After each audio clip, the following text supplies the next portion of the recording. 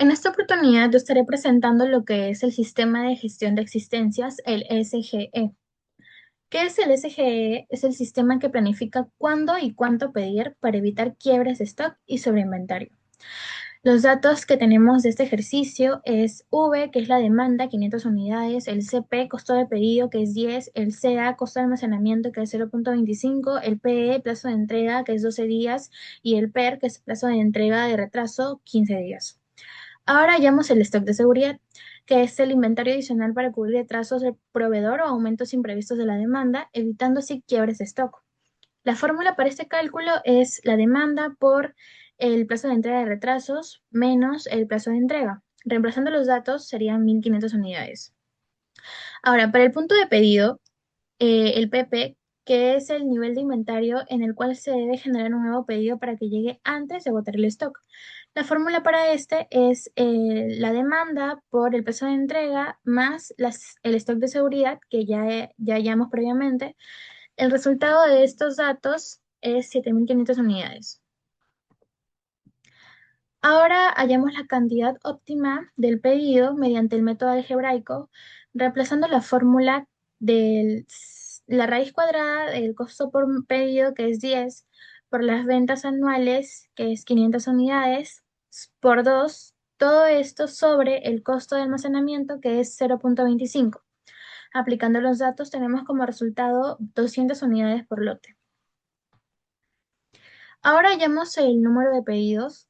Tenemos la fórmula que es N igual a ventas anuales, que es 500 unidades, sobre el lote óptimo, que es 200 unidades. Aplicando los datos, tenemos como resultado 2.5 órdenes por pedido, que indica que se realizan aproximadamente de 2 a 3 pedidos al año. En la práctica se redondea el entero más conveniente según las indicaciones comerciales del proveedor. El lote óptimo es igual a 200 unidades, minimiza los costos totales del inventario.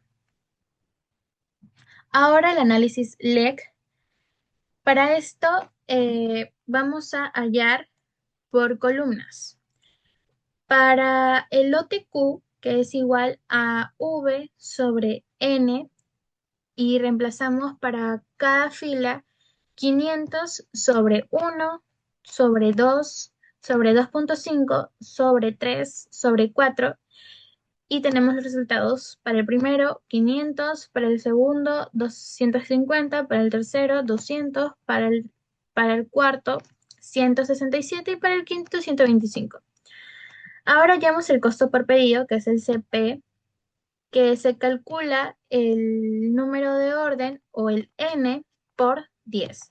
Y aquí tenemos los resultados: 10, 20, 25, 30 y 40. Ahora, para el costo de almacenamiento se usa esta fórmula, que es igual a 0.25 por Q sobre 2. Ahora reemplazamos los datos que, por ejemplo, para el primero es 0.25 por 500, que es Q, sobre 2. Y nos da un resultado de 62.5. Y así sucesivamente para todas las filas. Y para el costo total, que es igual al CT igual al CP más el costo de almacenamiento, es la suma de ambos costos. Entonces sumamos lo que es 10 más 62.5 y esto nos da un resultado para la primera o el primer orden, que es 72.5. Entonces, así sucesivamente para todas las columnas, bueno, para todas las filas. Y esto nos da un lote óptimo de Q igual a 200. Y el CT mínimo, el costo total mínimo es 500. Ahora, en el análisis LEC, la gráfica de costos, nos muestra la relación entre los costos de pedido, los costos de almacenamiento y el costo total. El costo de almacenamiento disminuye, el costo de pedido aumenta y la suma de ambos forma la curva del costo total.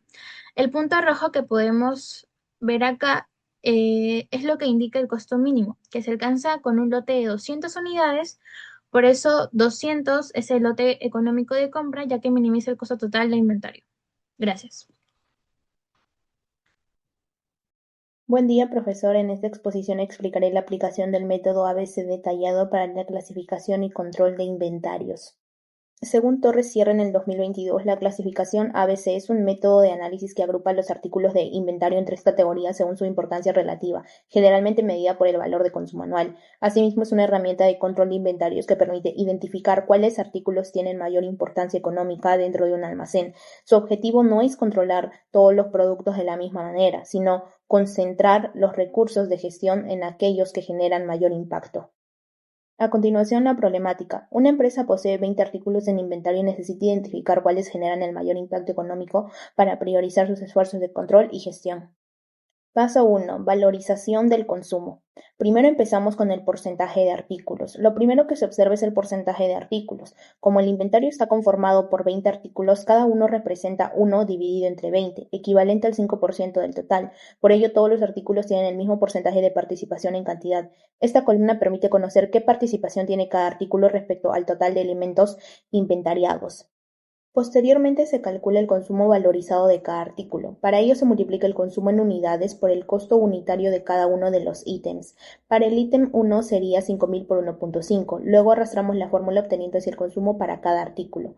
Al finalizar sumamos el total de cada uno de los consumos de todos los artículos. Esta columna es fundamental porque el método ABC no clasifica por cantidad de unidades sino por el valor económico que representan los artículos para la empresa.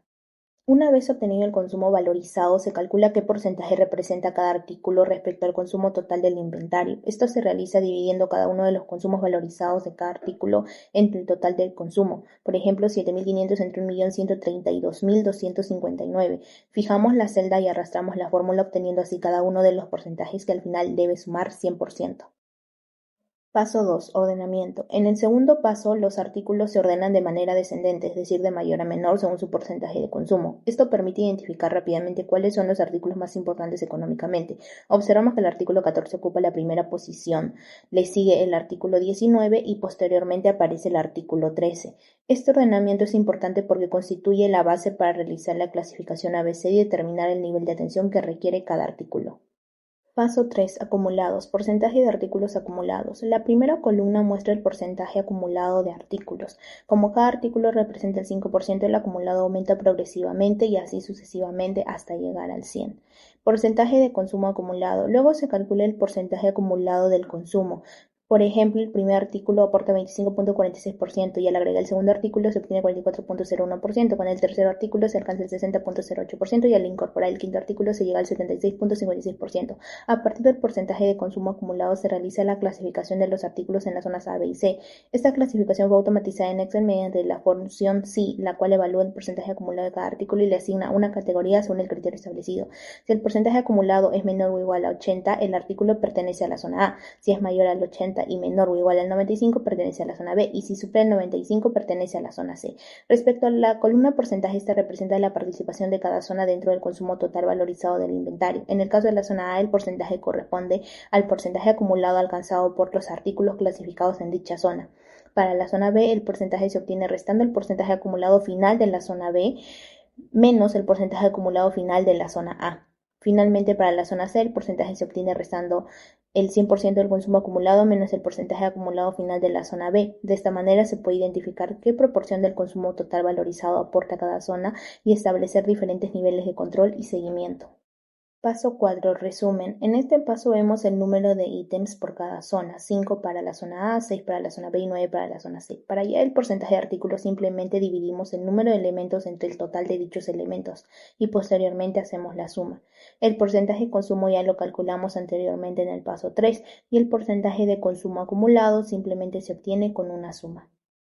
En el paso 5 se realiza la interpretación de los resultados obtenidos. La zona A está conformada por 5 artículos que representan únicamente el 25% de los elementos del inventario, pero concentran el 77% del consumo total valorizado. Por esta razón requieren máximo control y seguimiento. Cuando hablamos de máximo control nos referimos a evaluaciones permanentes para verificar que los niveles de inventarios sean los adecuados y aplicar ajustes inmediatos cuando sea necesario. Asimismo, el seguimiento implica una observación continua mediante reportes, indicadores y monitoreo constante del comportamiento de estos artículos. Por otro lado, la zona B está conformada por 6 artículos que representan el 30% del inventario y generan el 18% del consumo total. Estos artículos requieren mayor control y seguimiento. Es importante diferenciar los términos máximo y mayor, ya que máximo hace referencia al nivel más alto de atención y supervisión, mientras que mayor implica un nivel importante de control, pero inferior al aplicado a los artículos de la zona A. Finalmente, la zona C está conformada por 9 artículos que representan el 45% del inventario, pero únicamente generan el 6% del consumo total valorizado. Debido a su menor impacto económico, estos artículos requieren un control y seguimiento básico, enfocado principalmente en mantener niveles mínimos de inventario y garantizar su disponibilidad cuando sean requeridos. Paso 6. Gráfico. Finalmente, el diagrama ABC permite visualizar claramente el principio de Pareto. Se observa que una pequeña cantidad de artículos concentra la mayor parte del consumo económico, mientras que una gran cantidad de artículos tiene una participación relativamente baja. En conclusión, el método ABC detallado permite priorizar la gestión de inventario según su impacto económico. Gracias a esta clasificación, la empresa puede concentrar sus recursos de control y seguimiento en los artículos que generan mayor valor, optimizando la toma de decisiones y mejorando la eficiencia del almacén. Gracias. Buen día, el día de hoy voy a presentar la aplicación del método ABC directo mediante el caso práctico de control de inventarios. Antes de iniciar el ejercicio, considero importante explicar brevemente en qué consiste esta herramienta y por qué suele ser tan usada en la gestión de inventarios. En muchas empresas donde existe una gran variedad de productos almacenados, no todos estos productos tienen la misma relevancia ni generan el mismo impacto dentro de dicha organización o empresa. Debido a ello, resulta importante contar con una metodología que nos permita identificar cuáles son los artículos que merecen una mayor atención y un mayor control. Precisamente de esto se encarga el método ABC directo. Esta técnica de clasificación se basa en el principio de Pareto, el cual establece que una pequeña cantidad de elementos suele concentrar la mayor parte de los resultados. Aplicando esto a los inventarios, significa que un número reducido de artículos generan una gran parte del valor económico total. La finalidad de este método es facilitar la toma de decisiones, optimizar los recursos de control y permitir que la empresa concentre sus esfuerzos en aquellos productos que tienen un mayor impacto económico. Para la aplicación de este método se requiere información medianamente sencilla, lo cual es la demanda anual de cada artículo y su costo unitario total. A partir de estos datos se va a obtener el valor de consumo anual, que representa un criterio principal para la clasificación dentro del método ABC directo. ¿Cómo se realiza y cómo se clasifica? Bueno, para la realización se va a calcular el valor de consumo anual, que viene siendo el BCA de cada artículo. Luego se va a ordenar los artículos de mayor a menor, según su BCA, para así poder calcular el porcentaje de participación de cada uno de ellos y también el porcentaje acumulado. Finalmente, se va a clasificar los artículos en categorías A, B y C, según los umbrales que se van a establecer. La clasificación ABC puede ir de la siguiente manera. A de 0 a un 80%, que se considera una mayor importancia económica y requieren un control sumamente estricto. La clasificación B de un 80 a un 95%, con una importancia intermedia y un control medianamente moderado. Y la clasificación C de un 95 a un 100%, con una menor importancia económica y requiriendo un control básico. El objetivo, como ya lo habíamos mencionado, es concentrar los esfuerzos de control de los artículos que representan la mayor parte del valor económico del inventario. A continuación se tiene la problemática siguiente. Una empresa cuenta con diversos productos en inventario y necesita identificar cuáles requieren un mayor nivel de control, debido a que no todos sus artículos tienen un mismo impacto económico. Resulta necesario clasificarlos según su importancia para optimizar la gestión del inventario. Para ello se dispone de la información correspondiente a 10 artículos, incluyendo el número anual de unidades y el costo por unidad. Mediante la aplicación del método ABC directo, busque determinar cuáles son los artículos que generen mayor valor de consumo anual y por lo tanto requieren una mayor atención y un nivel de control. Ahora nos ubicamos en el Excel, donde tenemos nuestro enunciado y nuestra tabla con el número anual de unidades y el costo por unidad de los 10 elementos. Trasladamos toda nuestra información a nuestra tabla general, donde vamos a calcular el valor de consumo anual, el cual se calcula multiplicando el número anual de unidades por el costo por unidad. Se realiza el mismo procedimiento para las 10 unidades. Ordenamos nuestra tabla de valor de consumo anual de mayor a menor. Una vez que está ordenada, realizamos la suma del número anual de unidades, así como también la suma del valor de consumo anual. Para poder realizar el porcentaje de unidades anuales vendidas, se realiza de la siguiente manera. Número anual de unidades de cada producto sobre el total. Como el total es un valor que se va a repetir a lo largo de toda la tabla, le ponemos un absoluto. Hallamos y realizamos la comprobación. Para el porcentaje del valor de consumo anual se va a hallar de la siguiente manera, valor de consumo anual de cada uno de los productos entre el total. De la misma manera, como es un valor que se va a repetir, le colocamos el absoluto. Jalamos, ya que es lo mismo para los 10 elementos. Realizamos la comprobación y ahora hallamos el acumulado. El acumulado se halla de la siguiente manera. Para lo que viene siendo la primera línea, el valor va a ser el mismo, 54.2. Para la segunda línea se realizará sumando 54.2 más el valor anterior, 24.8. Jalamos y corroboramos con el 100%. Para la fórmula ABC se va a realizar de la siguiente manera. Se realizará de la siguiente manera con la fórmula C, utilizando el acumulado. Si nuestro acumulado es menor al 80%, nos dará de resultado A. Si nuestro acumulado es menor al 95%, nos dará B. Y si no correspondería a ninguno de los dos casos, nos estaría dando C. Le damos Enter y arrastramos para todos los elementos. Ahora ya tenemos nuestros ABC para nuestros 10 productos. Lo siguiente que vamos a hacer es trabajar con el condicional. Seleccionamos, nos dirigimos a acá, le damos a es igual a, en este caso para el valor A vamos a trabajar con el color verde, le damos a aceptar y continuamos con la letra D. Para la letra B vamos a poner el color anaranjado, le damos en aceptar y para la letra C utilizaremos el color rojo. Bien, de esta manera ya tenemos nuestros ABC ordenados para los 10 productos. Lo siguiente que vamos a realizar es el gráfico. Seleccionamos la columna acumulado con la columna item y con la columna valor de consumo anual. Nos dirigimos a insertar, insertamos un gráfico de columna de barras, verificamos que tenga la línea de eje secundario y ahora le agregamos la etiqueta de datos para así poder observar de una mejor manera nuestros ABCs de cada producto. Así como en la tabla de acá, y en el gráfico se puede observar que tenemos 2 productos A, los cuales vienen siendo los dos acá, 3 productos B y 3 productos C. Con esta información ya podemos organizarnos y prestar atención a cada producto de acuerdo a la necesidad y al indicador. Gracias. Profesor, tenga usted muy buenos días. El día de hoy voy a explicar el ejercicio número 1, que es el planeamiento de requerimientos de materiales. Ok, vamos a empezar acá mencionando el archivo maestro de materiales o registro de inventarios, también la lista de materiales, ¿no? En el registro de inventarios tenemos los elementos que es A, B, C y D, la disponibilidad de aquellos elementos, el tiempo de espera, el tamaño de lotes, las recepciones programadas y el stock de seguridad. Empecemos con el ejercicio. El plan de requerimiento de materiales en el elemento A siempre va a resultar ser la liberación planificada del pedido. Como el elemento A es el producto ensamblado, entonces quiere decir que la información es un requerimiento bruto. Eso va a provenir del plan maestro solamente del elemento A, o sea que me está diciendo que este producto, después de haber elaborado mi plan maestro de producción, tiene esa información que atender. De acuerdo a la lista de materiales que está en la parte superior, y a su vez el registro de inventarios, nos dice que el elemento A va a tener una recepción programada en la semana número 1. Ahora, ¿por qué se dice recepciones programadas? Es porque es el resultado de una compra hecha con anterioridad que coincide en esa semana de planificación. Por ejemplo, en la primera semana nosotros ingresamos el dato de 50, ¿no? Luego me dice que tiene una provisión de disponibilidad, es decir, que tiene un inventario de 75. Ahora, solamente tenemos que tener en cuenta un detalle, que para lo que sigue debemos calcular los inventarios finales de todas las semanas. En la semana número 1, estos 75 se convierte en inventario inicial. En la semana número 1 no tengo requerimiento bruto, por lo tanto será 75 menos 0 más 50 nos daría 125, que debería ser la provisión de disponibilidad. Al finalizar la semana número 1, yo tengo 125 unidades disponibles. Con estas unidades no puedo hacer una orden interna. En la semana número 2 yo voy a comenzar con 125 unidades, pero existe un requerimiento bruto de 100 unidades. El inventario final será 125 menos 100 más 0, que nos da 25. En la semana número 3 yo comienzo con 25 unidades. No tengo requerimiento ni recepciones programadas, como ustedes lo pueden ver. Entonces sería 25 menos 0 más 0 nos da 25 de proyección de disponibilidad. En la semana número 4 yo voy a comenzar con 25 unidades, pero tengo un requerimiento bruto de 60. Entonces sería 25 menos 60 más 0, que nos da menos 35.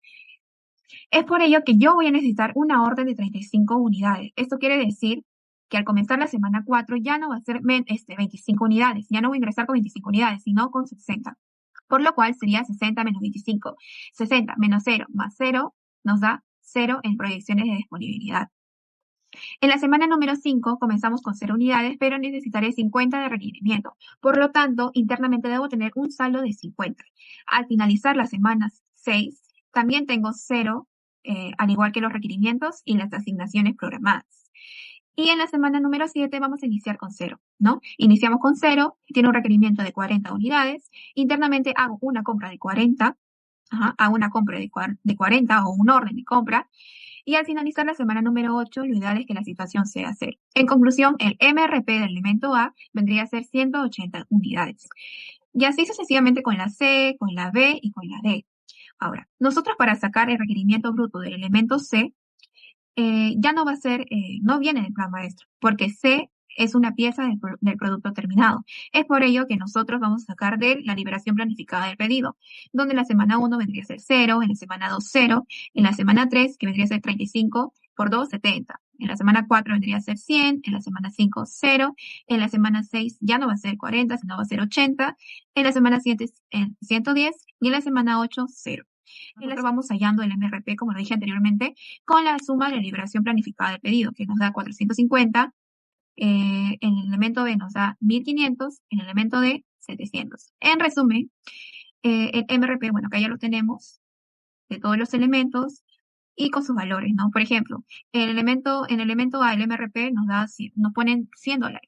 En el elemento C, $75. En el elemento B, $125. Y en el elemento D, $25. El monto va a salir al sumar el MRP más el valor, que nos da 280, 525 y así sucesivamente. Y bueno, el presupuesto final nos da 3.155, que es la suma de todo el monto, ¿no?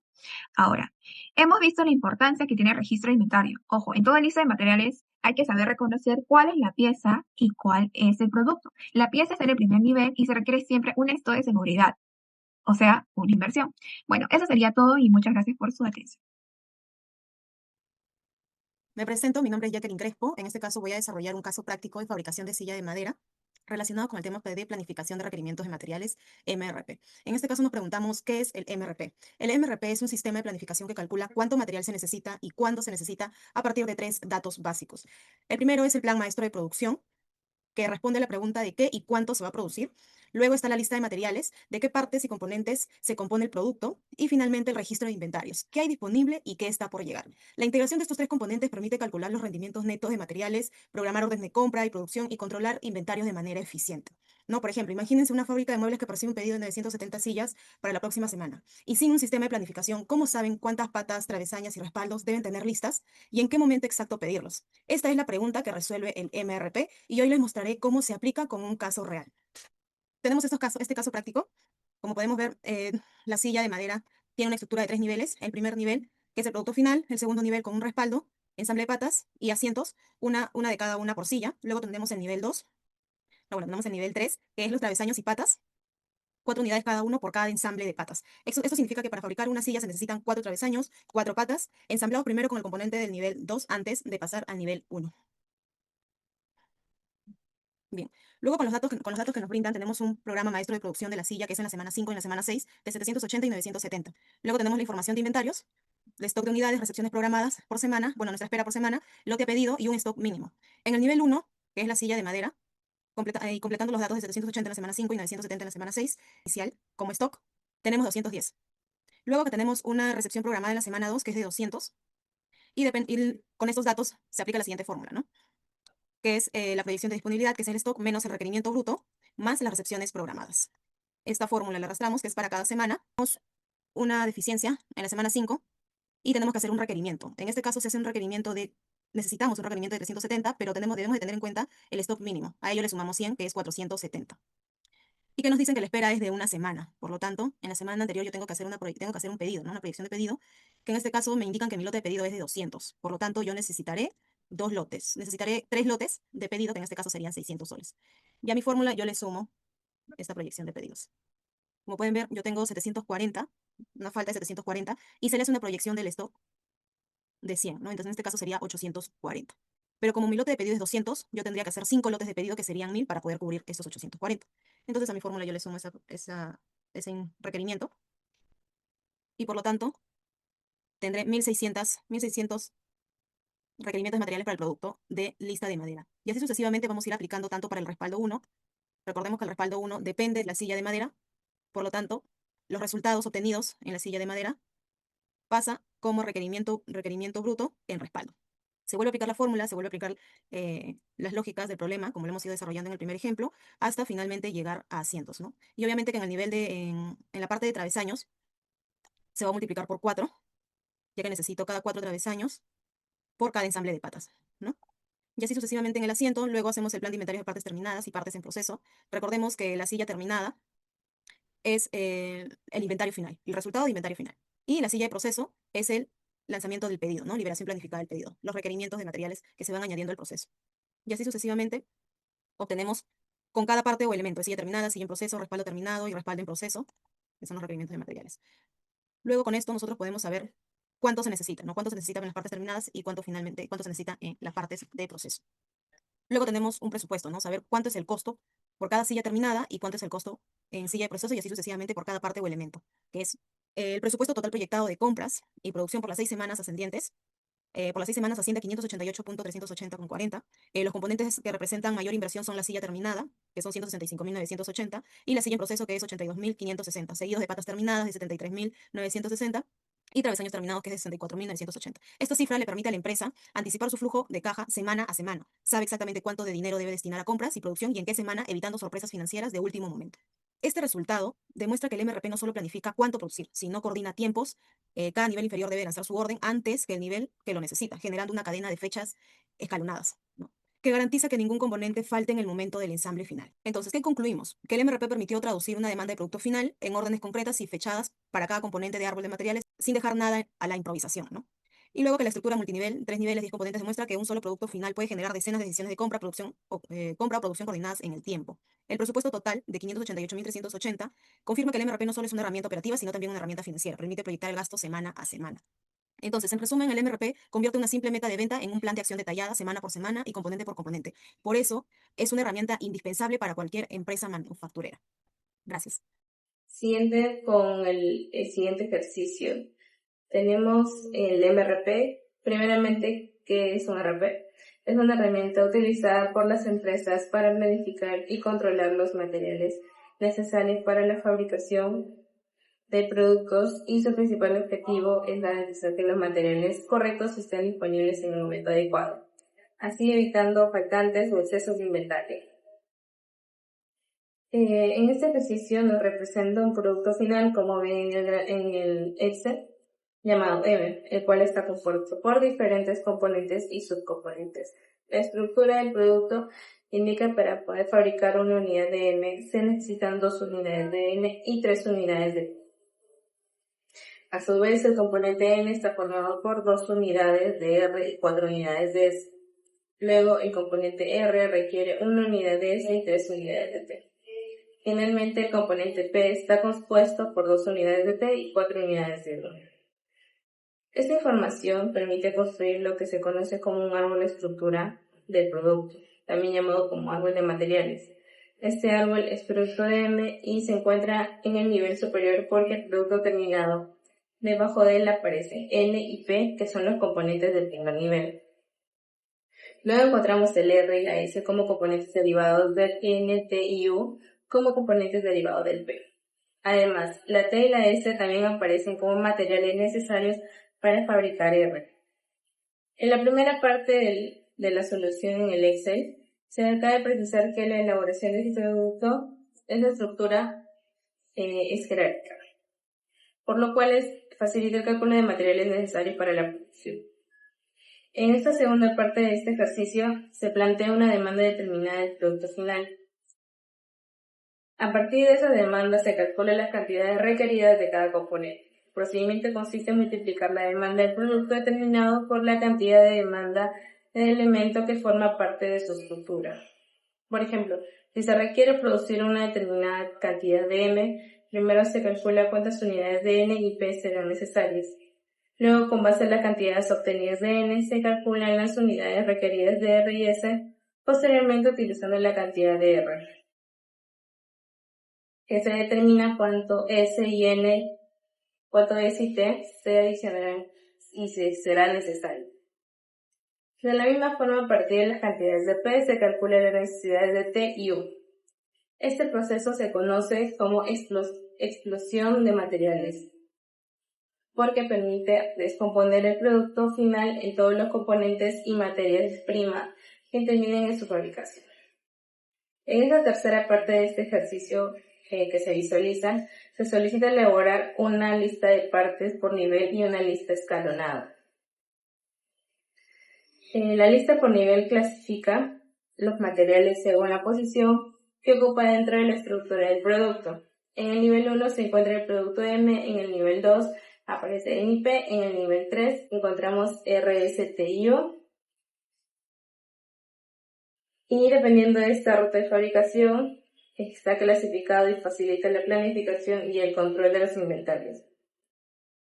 Por otro lado, según el Excel, la lista es escalonada y muestra la relación de dependencia entre los componentes siguiendo la secuencia de fabricación. Se inicia en este caso pues como el producto principal que es M, luego se muestran los componentes directos de N y P y posterior los subcomponentes dependiendo de ellos, como R, S, T y U. Para finalizar este ejercicio, muestra cómo el sistema MRP ayuda a determinar de manera ordenada todos los materiales necesarios para la fabricación del producto. Primero se identifica la estructura del producto mediante el árbol de materiales, luego se calculan las cantidades requeridas de cada componente según la demanda y finalmente se organizan los materiales mediante la lista de niveles y las listas escalonadas. Todo ello permite una mejor planificación de compras, producción e inventarios, contribuyendo a que la empresa trabaje de forma más eficiente y con mejores costos operativos.